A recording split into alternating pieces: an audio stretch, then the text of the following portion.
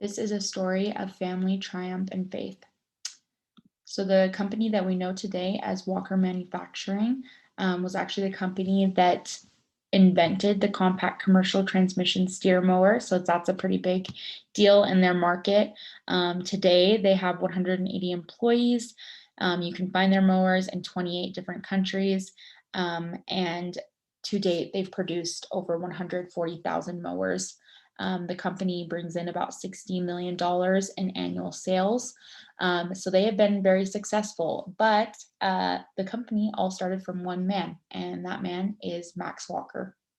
This is a picture of Max when he was a young man. He was actually born in Fowler, Kansas.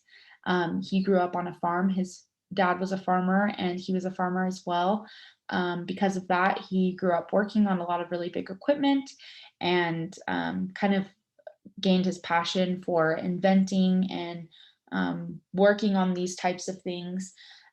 He was a really hard worker and loved to build, and that really carried over to him into him being a father and husband.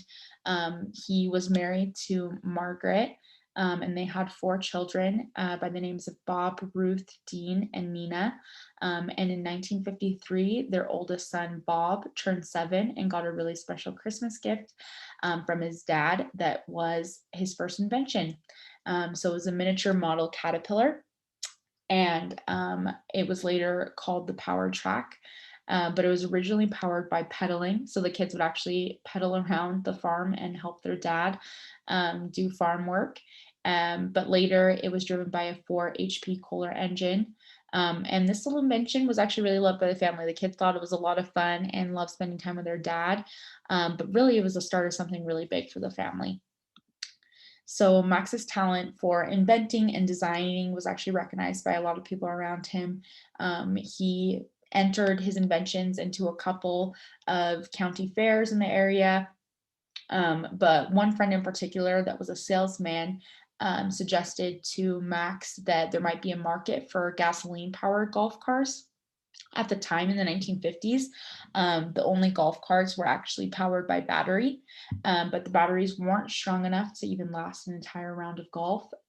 So the carts would die in the middle of a game, and they'd have to be switched out with another cart, which was very inconvenient. Um, and so Max got to work, and even though that he had no interest in the game himself, he designed the first Walker executive golf car. It was the first of its kind, and it provided golfers with a more dependable transportation around the course. The car itself was actually really well received, and production slowly began. The very first production of the cars was actually on the Walker's farm, in his shop. And as Max, you can see his quote right here that the only thing, the equipment that they had to work on these golf cars was an electric welder, cutting torch, hacksaw, and a mulberry tree. And he said that mulberry tree was actually used to make those interesting designs, those shapes of metal in the golf carts. So the golf cart project actually lasted until 1963, so for a couple years, but then the patents were sold to a group in Salina, Kansas. Approximately 1,000 units were eventually produced, and that was kind of the end of that. And Max continued on, but he decided that his next invention that he made, he wanted it to be something that was more versatile, that could be used for more things. And just, I mean, golfing is a seasonal thing, and there's not a huge need for golf carts. And so he wanted to make something that had a bigger audience, and a bigger need for it. And that is where we get the Power Truck. So this little guy was designed and made by Max himself. The Power Truck was designed to be a roundabout vehicle. It was even used in the US Navy aircraft carrier decks, but it was also used for little things like mail delivery and pizza delivery. And his oldest son, Bob, actually used it as his first means of transportation as his own vehicle. He painted his blue and was known around town for driving it to school and work. But because of the financial limitations and the lack of like local industrial suppliers, it drove the family to relocate in Casper, Wyoming. And the company was eventually sold there to several investors.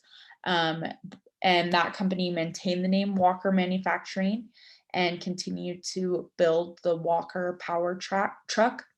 And Max stayed on as an employee, but it was no kind of management. He wasn't paid very well. Um, and they didn't really want his input, even though that it was his name on the company and his design and invention.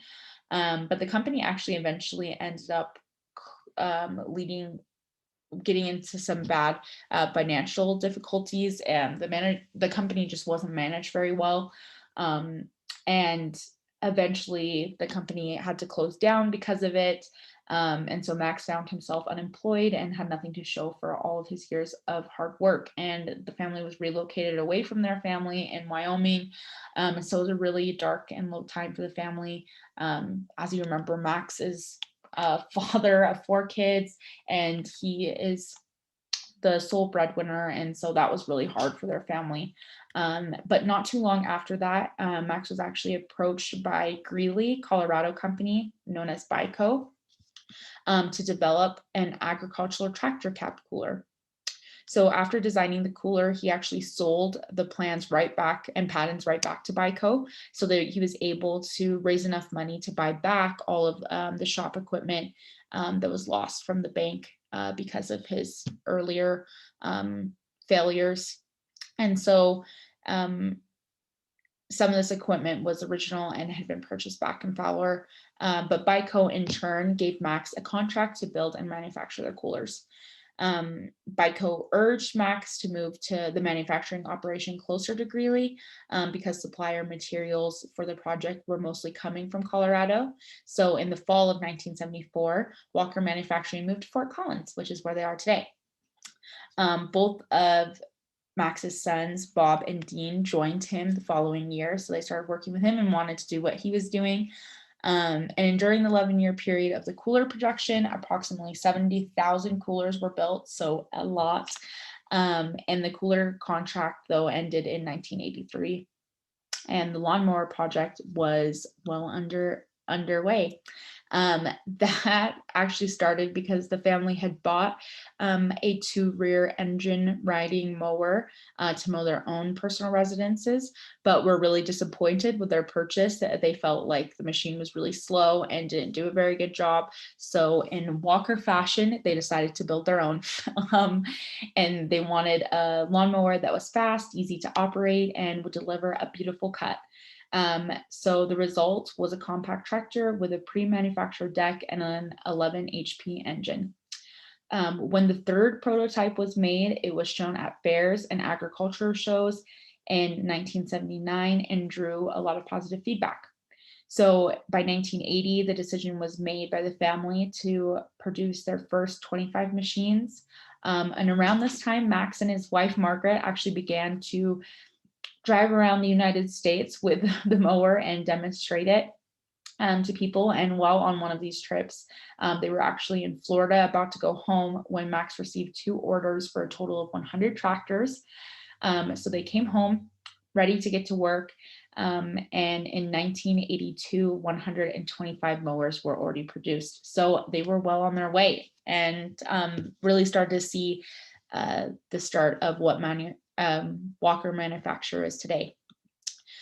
So in the 1980s, they saw their product filling a need for commercial cutters and for homeowners. The advantages of the out front design emerged quickly as a different attachment idea surfaced.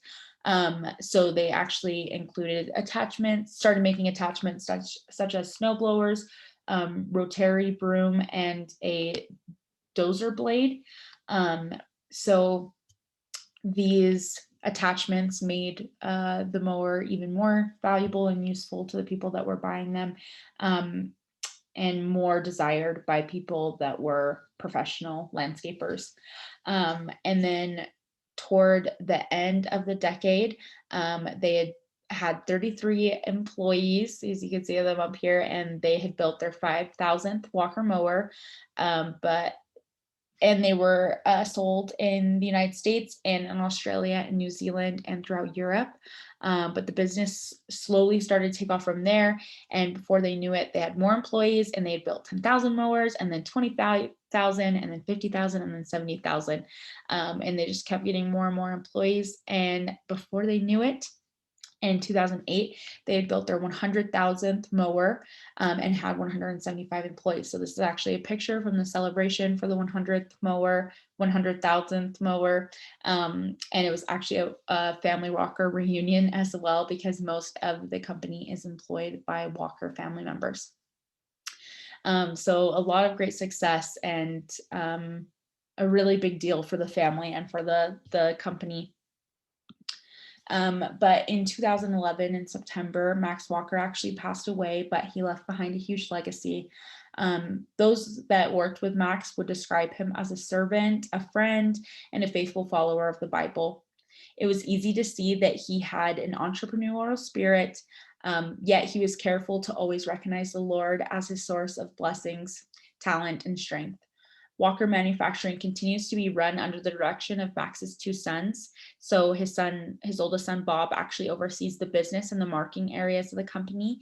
And his son, Dean, oversees the product development and the manufacturing operations. The Walker family maintains 100% ownership of the company and is carefully planning for the third generation of Walkers to carry out the business. This is a story of family triumph and faith. It's a perfect example that things don't always work out the first, second, third, or even fourth try. But when you want something, it's going to take a lot of persistence and faith. And just a good reminder to all of us that if a farmer boy from the middle of Kansas can do it, so can you.